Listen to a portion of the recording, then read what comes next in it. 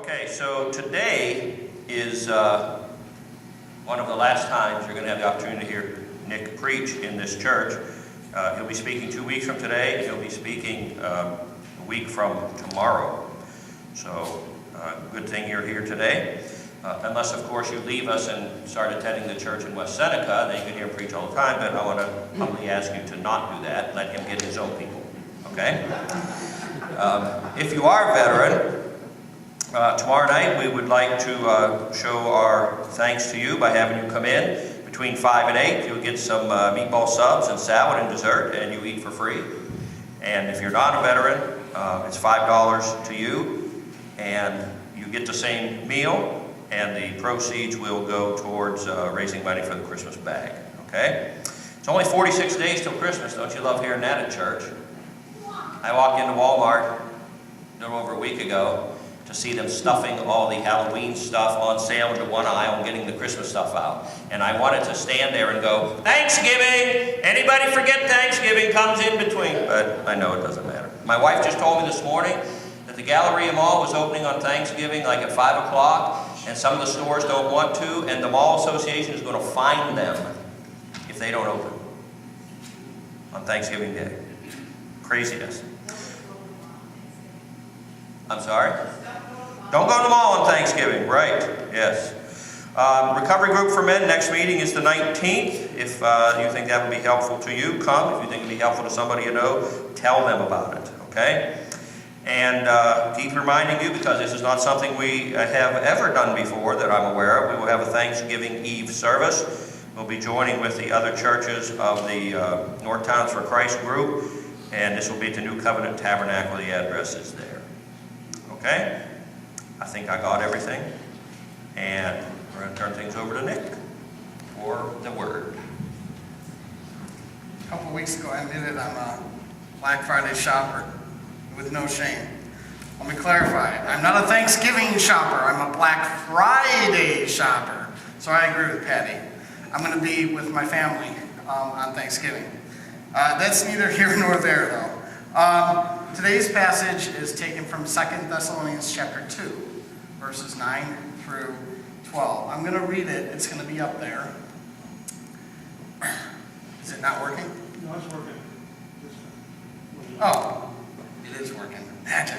All right, so let me read it here. It says, "The coming of the lawless one will be in accordance with the work of Satan, displayed in all kinds of counterfeit miracles, signs, and wonders, and in every sort of evil that deceives those who are perishing. They perish because they refuse to love the truth, and so will be saved. For this reason, God sends them a powerful delusion, so that they will believe the lie, and so that all will be condemned who have not believed the truth, but have delighted in wickedness." It's a scary passage. It sounds scary. You know, it sounds scary because you got a lawless person that's talking about, and you got God who sends a delusion to people who love lies. Scary, no matter what way you look at it. But based upon what was said today, I'm going to concentrate on the truth part of this passage. And so kind of the 3 points I'm going to set out today is, one of them is, even though this was written 2,000 years ago, for the people 2,000 years ago, that it has universal application. You know, it's a concentration on truth. I'm also going to talk about truth, what it means to actually love it. Not just believe it, love it. And 3, I'm also going to tell you about what the result is when you don't love the truth, what that actually looks like. Veterans might know what that looks like. If any of the veterans here fought in World War II, I'm assuming you all fought in Vietnam or something like that. But if you fought in World War II, you know what it looks like when the world is told a lie, when you have to fight for it. Anyways, let's start out with the first point, okay? This letter, 2 Thessalonians, was a letter written by Paul to the church at Thessalonica, a city called Thessalonica, okay? And it was written to them 2,000 years ago. So it had application to them. All too often, when we start to go to passages where it talks about the man of sin, or something like that that sounds like an Antichrist type figure, it's very easy for a Christian to automatically assume end times right away. Now, I don't mind doing that. I love talking about that stuff. It's one of my favorite subjects personally. I've never really preached much of it at all. from the pulpit while I've been here, but end times is kind of my pet theology. I love dealing with that stuff personally. So a passage like this, I absolutely love. But when I go to this passage, what I acknowledge right away is that I'm reading someone else's mail. You've got to understand that when you're reading some of these letters from Paul to churches, you're reading the mail from Paul to churches. And so it has application for them. Now, if you don't actually have that in mind, you could easily separate verses 9 through 12, which I read, and just kind of set them apart and ignore everything else about what Thessalonica was going through. And I've seen tons of Christians do that. I've seen them do that with other passages. I understand why they do that.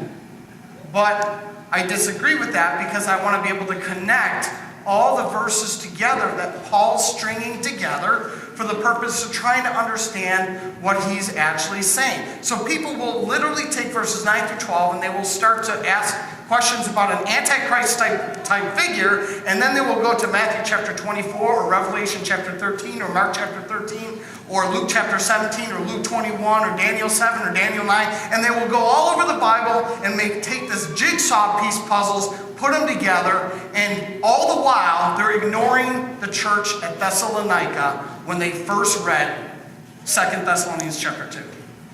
I'm not willing to do that at all. That's irresponsible Bible reading.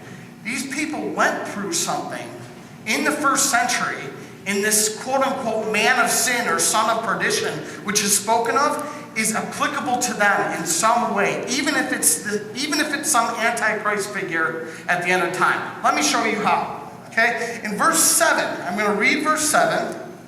Okay? And did I put verse 7 in there or no? What? Yeah. Okay. It says, "For the secret power of lawlessness is already at work." Notice the very first words right there. "But the one who now holds it back will continue to do so until he is taken out of the way." Let's put aside for a second that second part of the verse and look at the very first part. The secret power of lawlessness is already at work. Now, keep in mind what I said already. This letter to this 2 Thessalonians, someone else's man. This was written 2,000 years ago, which means when the time that Paul wrote this, the law of lawlessness, the work of lawlessness, the work of this man that would come in the future from the time that this was written was already in the world and was already at work during the time that Thessalonica was alive. And so the church at Thessalonica, these people, however many they were, had to deal with a certain power that was existent within the world that is somehow connected with this Antichrist figure. Which means what? They had to deal with the spirit of Antichrist in the first century. If the son of perdition, or this person spoken of in 2 Thessalonians, is the Antichrist, and remember, he's talking about it being the future from the time he wrote this, and it could still be the future from us. But the point that I'm making, if it is the Antichrist, then the spirit of Antichrist is what this church was already dealing with. So if we were to ask Thessalonica, do you know how to deal with stuff concerning end times and stuff concerning Antichrist? Some of them might say, yes, Paul taught us about this stuff. In fact, the work of the Antichrist, or the work of the son of perdition, this man of lawlessness, has already been in the world, and we're dealing with it in the here and in the now. That's if we went back in time and asked them that 2,000 years ago. So you can't ignore the first century. You just can't. It's a part of what Paul had in mind, and it applied to them. But that's neither here nor there. That's kind of something I wanted to set as the basis before I got into the message of how that applies to us. Because it's a good basis, and you'll see how I connect it together. But I said that the first point of the sermon would be real simple. Even though this was written to people 2,000 years ago, it still has universal application. Why? Because when it talks about the stuff concerning truth, well, let's put it this way. No matter what person you are throughout the course of human history, you don't want to be deceived, do you? I don't want to be lied to. I do not want to be lied to. Now, I admit I've fibbed, and we call fib, right? We call fibbing. Those little white sins, not black sins. Most people end up lying at some point or another, but the point that I'm making is none of us really like to engage in it. And the moment you start doing it, it becomes like a spider web, and you get stuck in your lies, and you have to cover your tracks every time you turn around. It's like, oh, I lied about this. I got to make sure I, make it look like this really happened. That happens when people live in compulsive lying. Okay, but no one really likes to be deceived, no matter what century you're in. So this has universal application.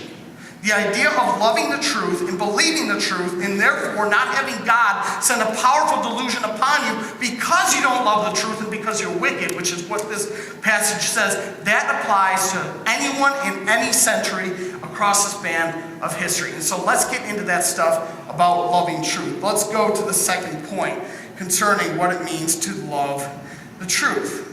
We're going to read, if you could put up the second slide in today's passage. There's three of them, Tim. The second one. 15, 1 to 2. No. Not the slides I put. In the actual passage. Start at verse 10, I think. Okay. They perish because they refuse to love the truth and so be saved. For this reason, you can go to the next one, please. God sends them a powerful delusion so that they will believe the lie, and so that all will be condemned who have not believed the truth but have delighted in wickedness. Now, if you notice, it says that God gave them over to be condemned because what? They didn't believe the truth but delighted in wickedness. You see, what's happening here is you see a relationship between wickedness and truth, a connection. And therefore, you have to answer the question, what is the connection between wickedness / righteousness and truth / seduction / lies? What is that middle connection? Okay? Because wicked people, well, first off, I'm assuming that there is a connection, and so is Paul. But I'm going to show you that you do too. You know very well that people who are wicked are going to be people who are probably going to lie more often than people who have integrity. Right? Because we've dealt with it before. Anyone, no matter where you are, no matter what you're doing, you're out in the store, you're in the job, if you're dealing with someone who you would label wicked, they're a horrible person, they're probably going to be people who lie at some point. Maybe they'll have other sins. But wickedness and lying go hand in hand. Truth and integrity go hand in hand. There you go. You agree with my assumption, right? Right. Well, at least I'm pretty sure you do. Paul agrees with my assumption. Better yet, I agree with Paul. So there is a relationship. Darkness is to light as lies are to the truth. People who have a dark heart, who are wicked, that will label are dark inside and dark on the outside, they will be like beetles when you turn on the light in a room. You ever do that? You go into a room, turn on the light, there's a beetle, he scatters into the darkness. That's what wicked people are like. They don't want to face the truth. Sociopaths are like that. I've known sociopaths before. They hate the truth. They may not say they hate the truth, but their actions pretty much show it. So there is a connection between wickedness and telling the truth or telling a lie. Now I mentioned it being in the heart and having a dark heart simply because lying proceeds from the heart. See, Jesus said that what comes out of the mouth comes from the heart. And so the core of our being is what leads to the fruit of what we do. And therefore, the issue of lying is not just a mouth issue, it's a heart issue. In fact, Psalm 15, now we're going to go to Psalm 15. Psalm 15, verses 1 through 2 makes it real clear. It says this, Lord, who may dwell in your sanctuary? Who may live on your holy hill? He who walks is blameless, and who does what is righteous, who speaks the truth from his heart. From his heart. It doesn't just speak the truth from its mouth, speaks the truth from his heart. Truth and lies begin in the core of who you are. And in fact, this goes along with today's passage too, because right before the stuff about the heart, you see the person walking with integrity. They're not wicked. Wicked people are people who are more prone to lie. Righteous people with integrity are more prone to love and tell the truth. What is on the inside will lead to what you do on the outside. And this makes it quite clear. So the issue of lying and the issue of truth is not an issue of what's in your mouth. It's an issue of what's in your heart. It is a matter of the heart. But let me show you an example of how it's a matter of the heart and what that actually looks like in real life, okay? Okay, because it's so easy to just accuse someone of lying if they actually told a lie that comes out of their mouth. Well, when they start telling lies with their emotions, it's harder to accuse them and they can kind of slip away, right? So, let's say one of you asked me, Nick, are you a man? Now, I find that funny because I think it's a silly question, right? But if someone really came up to me in this church and said, Nick, I know I've known you for a couple of years, are you a man? Now, my smart answer would want to be, yeah, of course. But I could easily lie and just look at them and say, no. And I would place bets on the fact that 100% of you would say, oh, he's lying. Laugh about it. Look at the fool over there telling everyone he's not a man when we all know he is.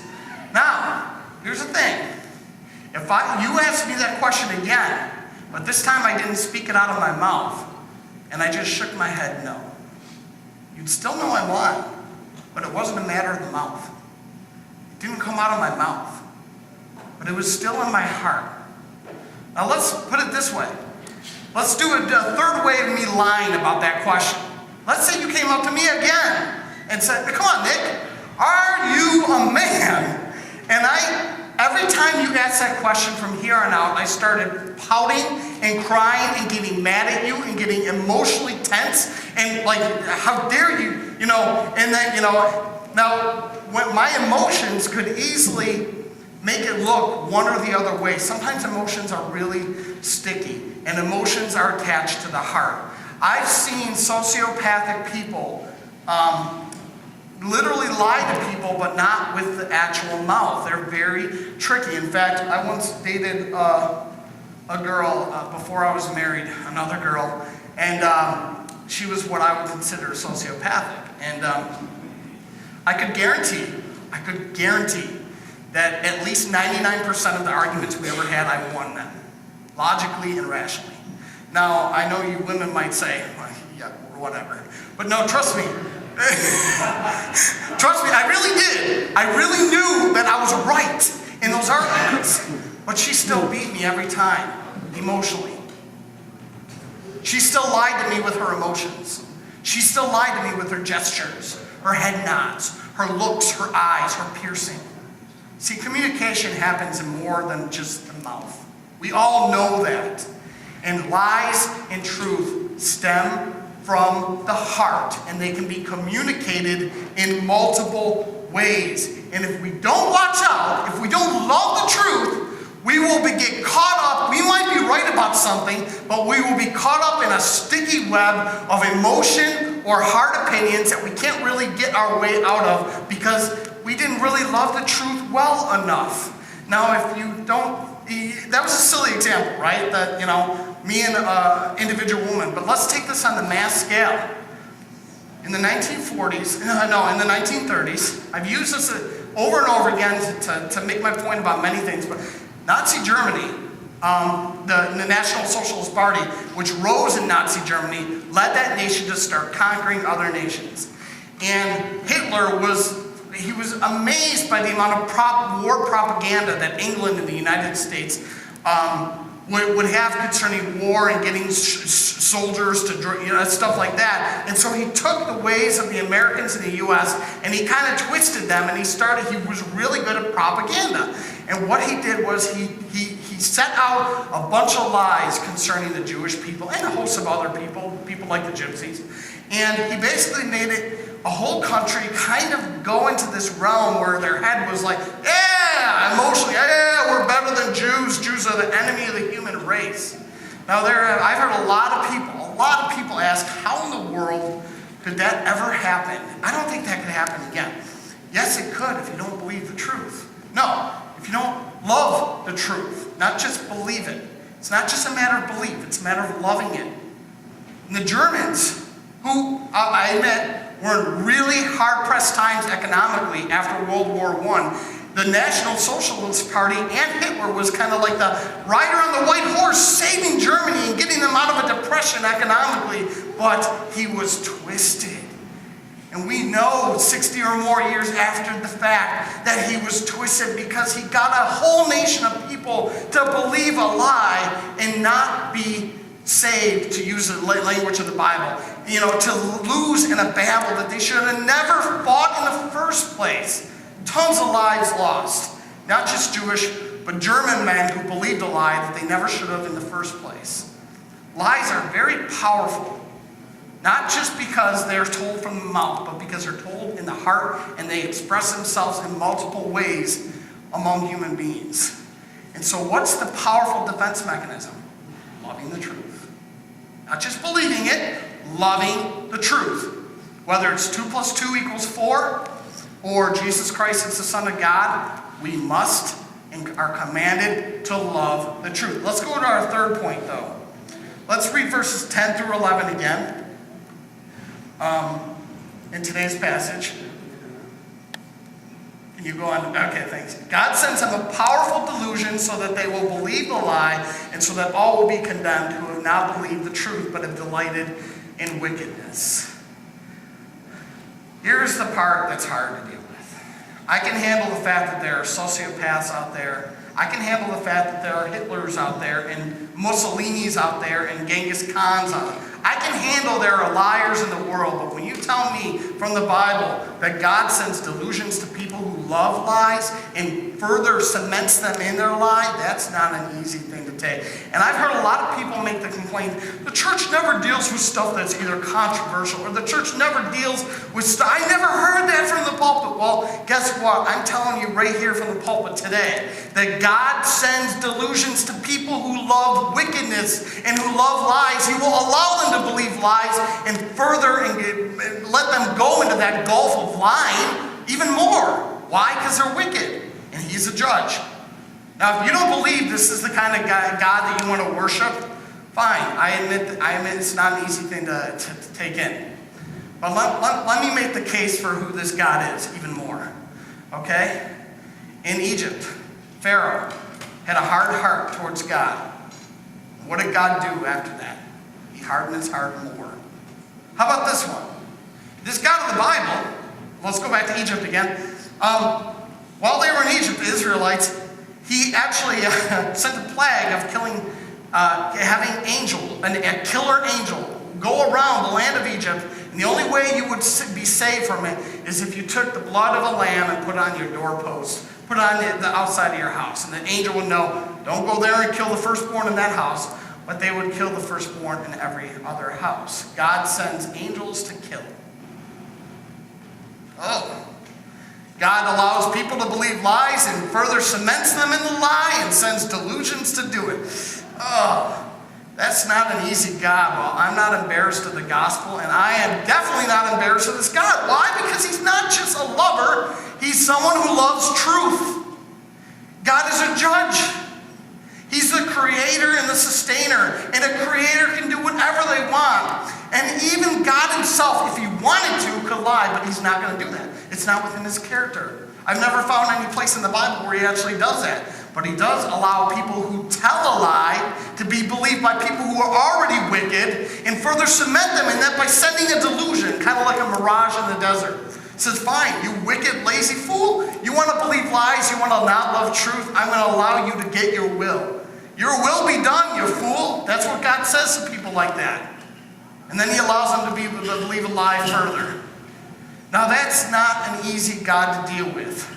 But you know what? That's a proof right there that we're not just dealing with a weak God. We're dealing with the type of God you want him to be. The creator who's a judge and who doesn't deal with fools the way that we often do when we mess up and we start to believe them when they tell us lies. So, I might not be able to explain this God fully, because I don't know the big picture. I don't know why God does the things that he does. I don't know why. I mean, I know why he sent a killer angel. He proved that his son was the spotless lamb, and that, I can tell you all that stuff, but when push comes to shove, let's be honest. I'm going to be honest. I don't know the big picture, and I don't understand God's ways. His ways are higher than mine. And therefore, some of the things he does and is spoken to have done in the Bible, I don't always understand why he did it. But I will say this: he is the judge. Now, I say that because there are two things I want you to come away with from this. Not just, if you don't love the truth, this is what happens. God will send you a delusion. I don't want you to just have that. I want two more things. One of them is, we are people that are not to just believe the truth, but we are people that are to love the truth. A Christian loves the truth. Be obsessed with truth. Whether it comes in the form of a mathematical truth, a proof, 2 + 2 is 4, or whether Jesus Christ is the Son of God come in human flesh. And whatever it is, wherever the truth is, all truth is God's truth. All of it, no matter where it is. It's all God. He owns it. Everything in creation he owns. And that includes truth. But number two, not just love the truth instead of just believing it, but also, well, let's put it this way. Can everyone raise their right hand? Okay? Now, I'll do this with Brian. If you were in a court of law, you know where I'm going with this? Okay, put your left hand on the Bible, or is it your right hand on the Bible? Left hand on, thank you. Okay. Do you swear to tell the truth, the whole truth, and nothing but the truth, so help you God? And your answer would be, yes, I do. Something like that, right? I'm not a judge. I don't know all the proper language. But the point that I'm making is real simple. The truth, the whole truth, nothing but the truth. Not half-truths. The whole truth. The people in Germany didn't believe the whole truth. They suffered for it. So did a whole bunch of other people, including Jews in Germany, and a bunch of other people who were sent off to war to fight that incredibly wicked army. And they were wicked. The Nazis were wicked. A World War II veteran will tell you that. My grandpa told me that. He was a veteran of World War II. But that's what our heart disposition needs to be, because, quite frankly, if lies and truth are a matter not of the mouth, but of the heart, then in your heart, you must have that same disposition of taking an oath. I swear to tell the truth, the whole truth, and nothing but the truth. And if you mess up, repent, go to God and say, you are the judge, help me out. I have a problem with lying, whether it be emotionally or out of my mouth or with my eyes.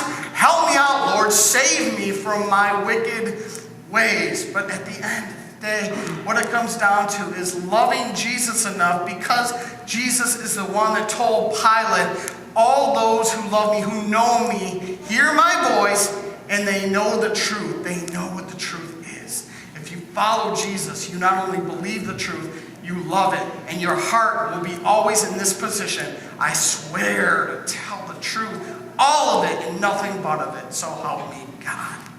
Let's all pray. Father, truth is not just not telling lies from our mouths, but it's a placement of our heart. And I ask in Jesus' name that you convert our heart, you circumcise our heart, you help us to be people who love the truth, not just believe in it, and that we have a heart that's ready and willing to always look to you for what the truth is. In Jesus' name.